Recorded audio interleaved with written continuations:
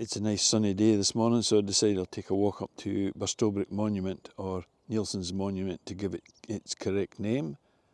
So I've parked up and I'm now heading up to go to the start of the path and walking up past these nice holiday houses here beside the pond, and then we'll head on up the path. So as we're heading up past the horse stables, we are now heading, you can barely see the monuments that far away in the distance. And of course I've got with me, as usual, Luna's down there, and I've also got another photographer, or should I say artist maybe, with me today, Andy. And it's always nice to get out with somebody that's got a different eye than you, particularly an artist, because trust me, they see things that I don't see. So we'll see what kind of pictures we get today. Cameras at the ready. The sun's up now, but there's still a few hammock spiders visible in the gorse here.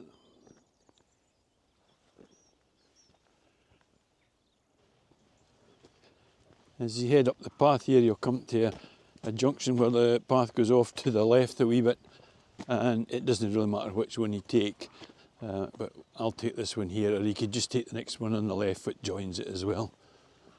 But the monument's away up there in the distance. Once you get to this gate, it's normally closed, but today it's open, so I always leave gates the way I find them. But it may mean there's somebody up here on a horse. We shall see. But anyway, head on up this path. It's a decent path, bit of vegetation, damp underfoot this morning, but it's a good surface to walk on.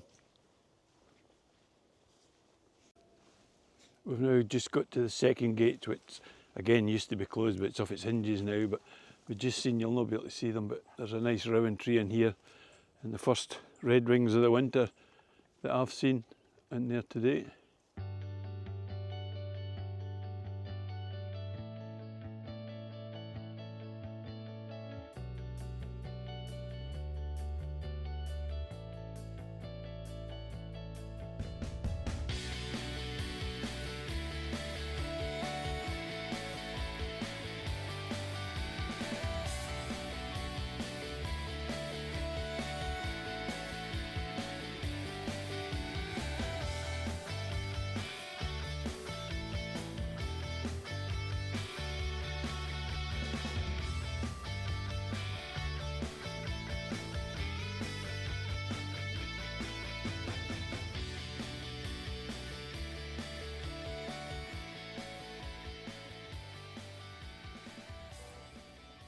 Most of the heather's gone over now. Still a wee bit of purple here and there. This patch I think is mainly bell heather. Don't know if anybody else has noticed this year, but there's an awful lot of dead shrews on the go. If I can just find out where he is. Yeah. Seen them all over the place this year, just this back end.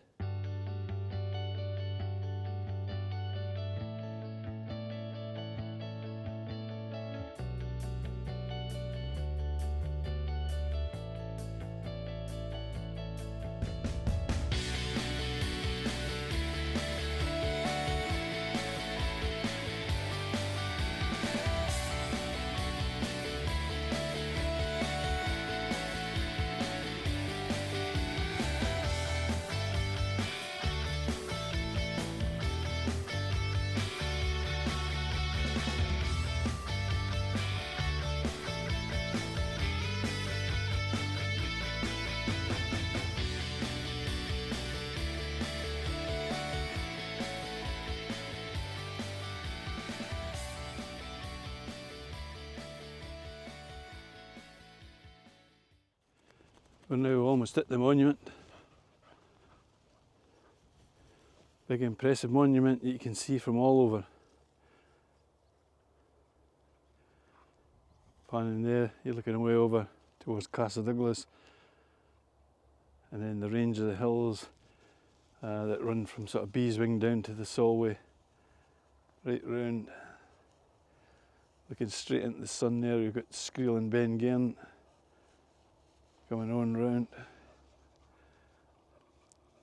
More farmland heading down in towards Kirkcudbright itself. And if you look the other way for the monument, almost looking due north, you're looking over Lauriston village and right away up into the Galloway hills. Then you're dropping down towards Lauriston and back down the back road from Lauriston that would take you down into Ringford and out on to the A75. Cairnsmore fleets away in the distance, just covered with clouds. So Neilson's Monument is pretty impressive. It says 1828 there, that'll be probably when he invented the blast furnace. But the actual monument itself was erected in 1883 and stands some 10 metres high.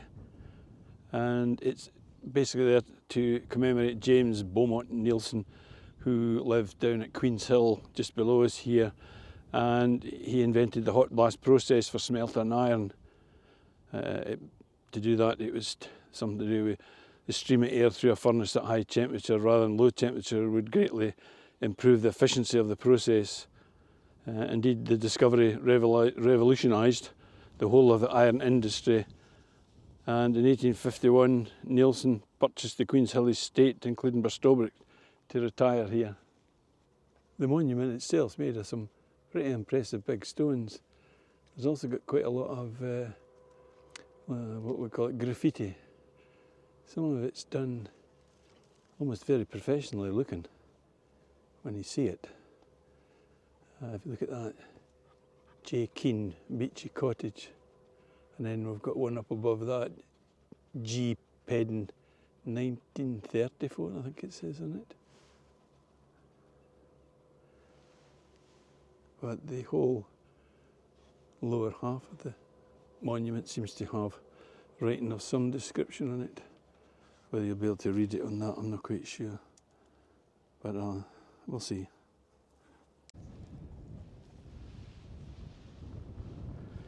Not sure how well you'll be able to see it from here, but almost straight in front of me, there's a double fence line there that takes you down to that row of trees that wiggles its way down through the glen there, and that will take you back down to Ringford.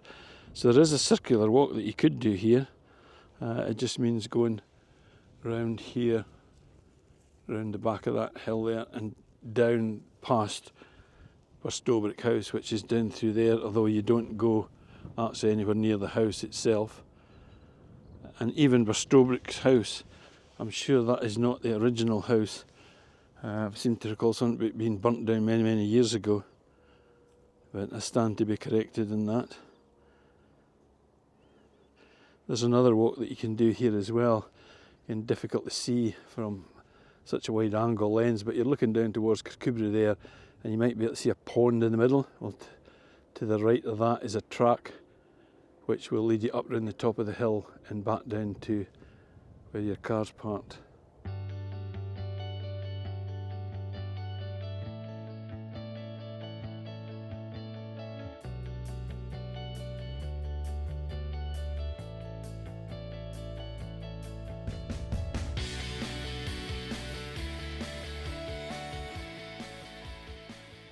Once you're finished exploring up around the top here, maybe have your lunch or a picnic. As I say, you've got various options on how you get back down, but today we're just going to head back down the way we came. But you could of course head on this way, as I said before, and round that way and down. So until the next time, goodbye.